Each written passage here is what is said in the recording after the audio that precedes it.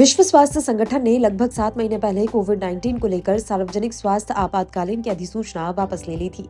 इसके बाद लगा कि कोरोना का अंत हो गया है, लेकिन अब 7 महीने बाद वायरस ने जाने से इनकार कर दिया है। ओमिक्रॉन वेरिएंट कई नए सब वेरिएंट में बदल गया है। इसके ताजा रूप को दुनिया JN.1 के नाम से जान रही है। JN.1 के चलते कोविड मामलों में वृद्धि हुई है। हालांकि विशेषज्ञों ने कहा है कि वे इसे नई लहर कहने से पहले कुछ और दिनों तक इंतजार करेंगे और घबराने की कोई जरूरत नहीं है। IMA कोविड टास्क फोर्स के डॉक्टर ने कहा कि नया स्ट्रेन वृद्ध लोगों और कई अन्य बीमारियों से पीड़ित लोगों के लिए मुश्किलें खड़ी कर सकता है। JN.1 एक तेजी से फैलने वाला वेरिएंट है। यह आबादी के उन लोगों को परेशान कर सकता है जो कि कमजोर आयु वर्ग, वृद्ध लोग और जिन्हें पहले से कई बीमारियां हैं। ऐसे व्यक्तियों को इसके परिणाम स्वरूप अस्पताल में भर्ती होना पड़ सकता है और उसके बाद जटिलताएं बढ़ सकती हैं। उन्होंने कहा कि नवंबर से कोविड-19 मामलों की संख्या में वृद्धि देखी गई है। हालांकि कोविड-19 से पीड़ित अन्य लोगों को अस्पताल में भर्ती होने की आवश्यकता नहीं पड़ रही है। उन्होंने कहा, सौभाग्य से इनमें से अधिकांश लोगों को अस्पताल में भर्ती होने की आवश्यकता नहीं है, क्योंकि अधिकांश कोविड मामले अब उन लोगों में हो रहे हैं जो यात्रा कर रहे हैं और जो काम पर जाने के लिए पर्याप्त रूप से स्वस्थ हैं। बहुत से लोग कोविड को आम सर्दी समझ लेते हैं, ये बहुत अलग है।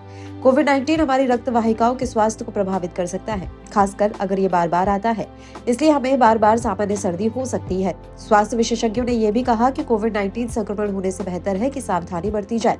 उन्होंने कहा, कोविड-19 से बचना ही सबसे अच्छा उपाय है, भले ही शुरुआती लक्षण हल्के हो।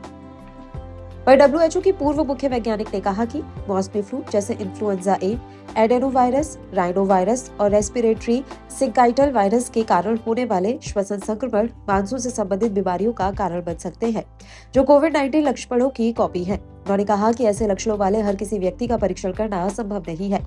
हमें गंभीर श्वसन संक्रमण या निमोनिया से पीड़ित अस्पताल में भर्ती लोगों का परीक्षण करना चाहिए।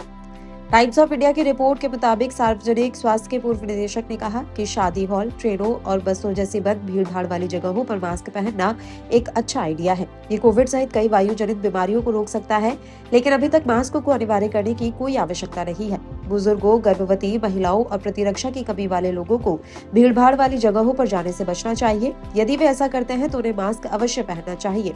श्वसन संक्रमण, सर्दी और खांसी वाले लोगों को भी भीड़-भाड़ वाली जगहों पर मास्क पहनना चाहिए।